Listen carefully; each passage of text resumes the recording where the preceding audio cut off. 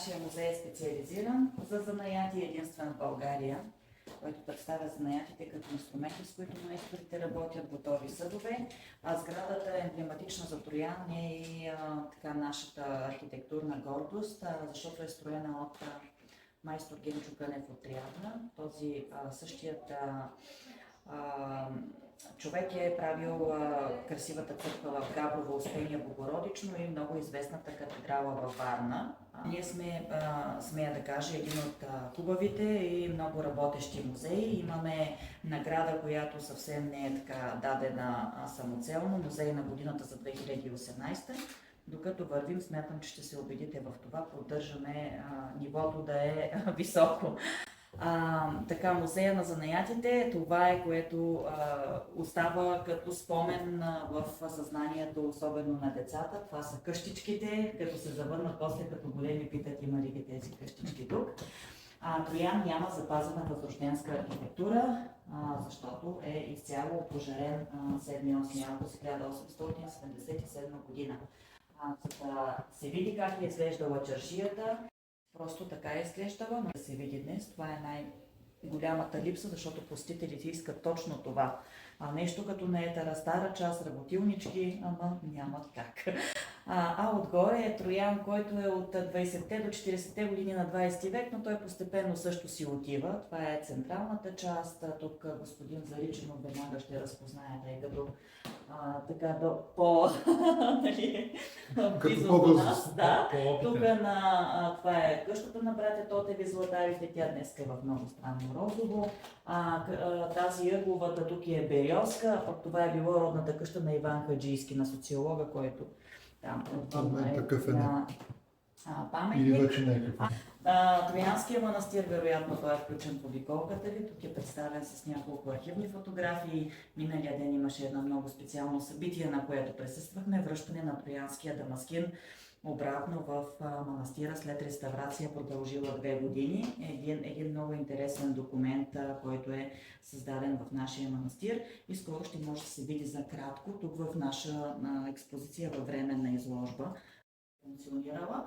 Началото я водят като крайпътна станция и смятат, че това е само едно място за пренощуване. После обаче с ежегодни археологически разкопки се разкри тази огромна площ. Към това място, което виждате на снимката, има още прилежащи ранхристиянска базилика, 5-звезден хотел, хайде да го преведем така на съвременен език, с басейн за студена вода. Тази година откриха археолозите и самата крайпътна станция, т.е. хотел за по-обикновени люди.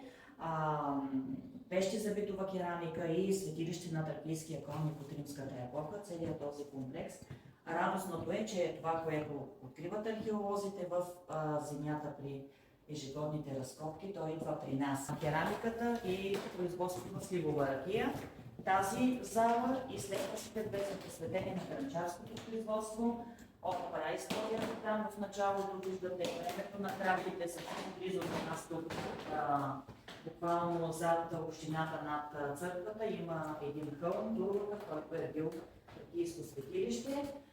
Център в тази зала е един наистина много интересен съд, който към момента няма точен паралел в българските земи открит. Това е ритуален керамичен съд от римската епоха, който е служил за вино, с пластична окраса, представяща сцени в чест на тракийския Дионис.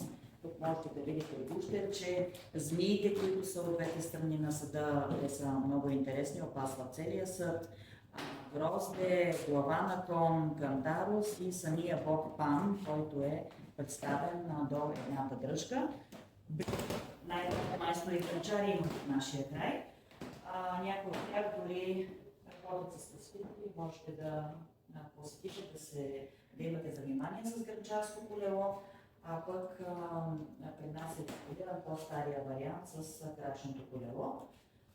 И понеже споменах сливовата култура, през месец септември ще бъде поредният фестивал на сливата. Това е в Николка 22 септември. Ние за тогава подготвяме една наистина огромна изложба, съвместно с Гимпром Троян. На 4 места има такива скринчета и те всъщност можете да се докоснете до инструменти. Горе в дървото има различните варианти на дърво, които се използват, снимков материал. Постарали сме се наистина да има интересни неща. Малко по-долу, като отворите, ще видите едни много интересни плочки, които са тип образец на преславската керамика. Това е едното нововъведение след последното ни обновяване. Наистина да се пипне да има такова място. И красивата пластична украса, която е най-стара като история, но нашите майстори най-късно започват да правят тези съдове, ползвайки този тип украса. В онези гипсови кълъпчета, които виждате, оттам излизат малки елементчета, те се залепват за повърхността на съда и така се раждат тия причудливи стомна с очички, стомна с розети. Това е бардуче за кръщене. Използва се от двете страни, горят свещичките, докато върви ритуал в църквата по кръщаването на новороденото. Двоен сватбарски бардук, от двете страни се наливат от едната греяна, от другата студена ракия. Тези бардучета, тези стомнички, които са с паун, с петленце, всичките възникват благодарение на тази пластична украса, стомната рогачка и всеки вид украса всъщност наименова и самия съд. Конкуренцията е била много голяма. Тук в почти всяка втора къща се е въртяло гранчарското лево и множеството форми и украси всъщност са. Истината е, че в основата стои голямата конкуренция и опитът на майсторите да изпъкнат с нещо много различно.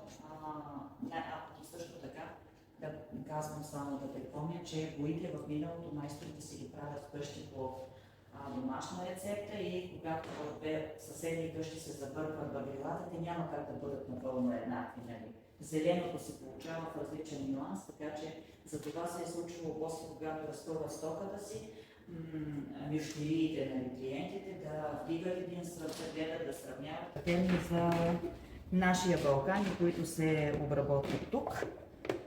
И може всъщност да, нали така, защото особено младите днес нямат достъп до подобна така информация, събрана на едно място. Епична пътечарска работилница с една много интересна врата, на която са изобразени причудливи митични същества. Тази врата не е част от тази работилница, това е била входна врата на една от махалите край село Черни Осъм. В Румъния са много популярни входни врати, при които има различни знаци, които са с цел предпазване на дома, да не влизат злите сили в домовете на хората. Това вероятно също по този повод е създадено, като тук има двама светци, които са на коне и се отъждествяват с нашите светци и конници, които са Свети Георги и Свети Димитър. Това е целият интериор и декорация, които в миналото са били характерни за нашия край. Дребноформатни тъкани, китеници и килимите, които при нас два основни вида са характерни. Това е украса на ножове, а в съседната зала ще видите и на облаци. Това са килимените черги, които като разцветка са били двата варианта в нашия край. Ето ги и облаците. Това е преливане на цветове. Всъщност това се казва на облаци и на ножове. Са тук на този малкия подиум. Характерните начини за обличане на младите момичета, омъжените жени. И тук сме представили едно много интересно белодрешно облекло от село Голяма Желязна. Селото спада към община Троян, но се намира, може би, така някакси на границата с полето. Там единствено в нашия край са запазени белодрешни облекла. И това, което е интересно за мъжкото облекло е, че поясът, когато се създава ново семейство, пояса на мъжа го прави жената и гледа да е по-дълъг. Колкото по-дълъг се вярва, че толкова по-дълъг е ще бъде живота на нейния съпруг. И този много интересен стан в миналото, почти всички баби са можели в нашия край и са ползвали такива станове. Това са колани, които се тъкат на кори, защото на кори идва всъщност от тези кори квадратни, които се въртят в различна посока и по този начин се получават цветовете. За съжаление, от умение, което нашите баби са приемали за нещо нормално и са имали. Сега в нашия край няма нито една жена, която може да тече на такъв стан. Тук има беседи на Брайл и предмети от различните занаяти, които могат тук на масата да седнат хората с такива затруднения и да си ги ползват. Но също така истината е, че ги отваряме и ги даваме и на посетители, които нямат специални потребности, също да пипнат, да видят металните изделия, керамиката, дърво. Имаме също така и тъкани. Още едно място, нали, където така разрешаваме да се пипа, макар и да не е обозначено с тикет.